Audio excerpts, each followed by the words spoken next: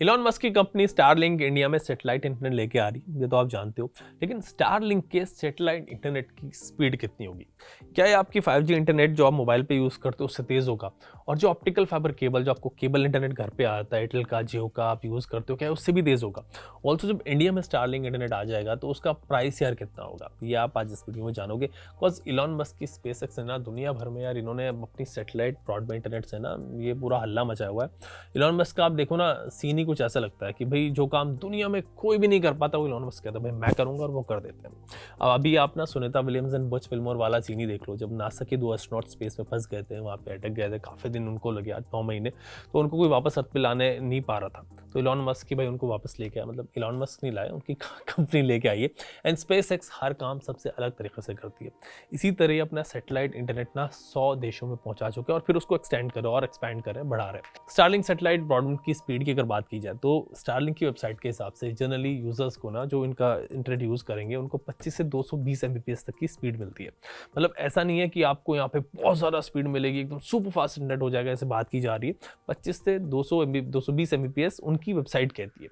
इस रेंज में कई फैक्टर शामिल होते हैं भाई, लोकेशन आपकी कहाँ है, सैटेलाइट विजिबिलिटी कितनी है, वेदर कंडीशन क्या है, इंफ्रास्ट्रक्चर कैसा है, तो इस हिसाब से स्पीड वेरी करेगी। कुछ एरियाज़ में आपको 100 Mbps के आसपास स्पीड मिल सकती है, जबकि कई जगह पे ना 30 से 40 Mbps ही जो है वो मिलेगी।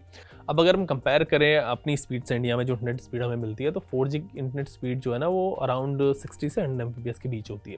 इस हिसाब से स्टारलिंक की जो स्पीड है वो रफली 4G के बराबर होगी या फिर इससे भी कम रह सकती है। जनरल इंटरनेट एक्सेस के लिए ये सही है। अगर आपको वीडियो कॉल करनी है, किसी को ऑफिस के थोड़े से काम वाम करने हैं, मेल वेल करनी है, तो व्हाट्सएप पे मैसेज वैसेज करने, सोशल मीडिया, तो वो कर सकते हो आप। हाई एंड गेमिंग या फिर कुछ हाई एंड काम, वो उसके लिए जिनके लिए फास्ट स्पीड चाहिए वो यहाँ पे नहीं हो पाएंगे, वो पॉसिबल ही नहीं होगा।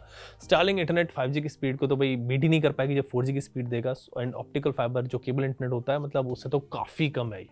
तो आप ये देखो, क्योंकि ऑप्टिकल फाइबर जो स्पीड होती है ना उसकी अराउंड 1 Gbps तक होती है, और यहाँ आपको मैक्स अराउंड 220 Mbps ही मिल रही है, तो 5 गुना कम होगी उससे, तो अगर इतना मिलेगा।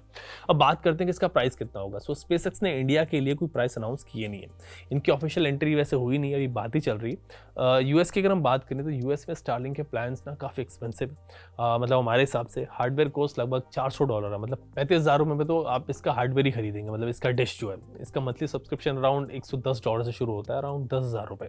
मतलब ये कुछ सस्ता प्लान नहीं होंगे, बहुत महंगे हैं इंडिया के हिसाब से।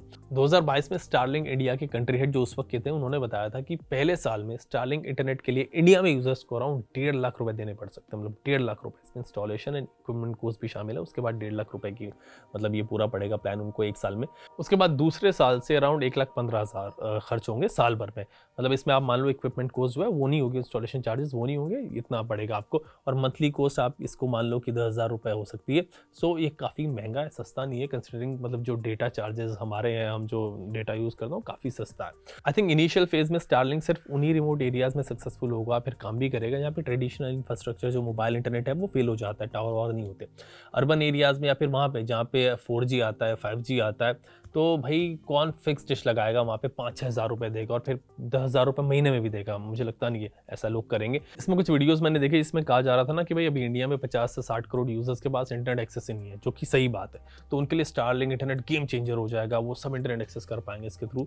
सो जिन लोगों के पास एक स्मार्टफोन नहीं है, वो आपको लगता है कि वो स्टारलिंक का इंटरनेट लेंगे, सो ऐसा नहीं है। ये उन लोगों के लिए यूजफुल है जहाँ इंटरनेट एक्सेस नहीं है, टावर्स नहीं है, फाइबर लाइंस तो है ही नहीं अवेलेबल, जा नहीं सकती, वहाँ आगे भी नहीं जा पाएंगी।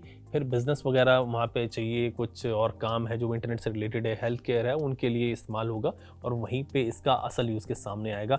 एल्स अगर हम देखें जनरल यूज़र्स के लिए इसमें कोई अभी कुछ नहीं है, क्योंकि इतना महंगा इंटरनेट इंडिया में कौन यूज़ करेगा। सस्ता ऑलरेडी डेटा यहाँ पे हमें मिलता है, प्लस स्पीड इसकी ज़्यादा नहीं है। तो अगैन सिर्फ वहीं पे काम करेगा, वहीं पे बेहतर रहेगा सैटेलाइट इंटरनेट जो स्टारलिंक का है, जहाँ पर इंफ्रास्ट्रक्चर मोबाइल कनेक्टिविटी नहीं जाती रिमोट एरियाज़ में, जहाँ पे रिमोट विलेजेस एरिया है, वहाँ पे आपको सर्विसेज देनी है, उसके हिसाब से चलेगा। या फिर आगे जाके कुछ और अगर ये करना चाहें, उसके साथ कुछ और सर्विस देना चाहें, तब काम करेगा।